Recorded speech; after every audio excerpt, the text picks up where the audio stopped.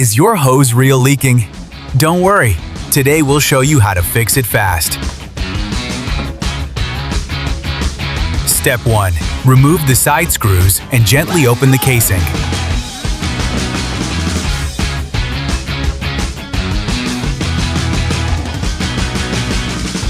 Check the internal connector.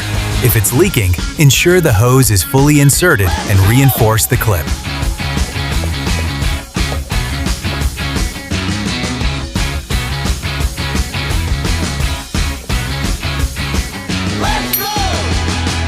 By the way, check if the O-rings are worn or displaced. Reassemble the casing and voila! Your hose reel is as good as new.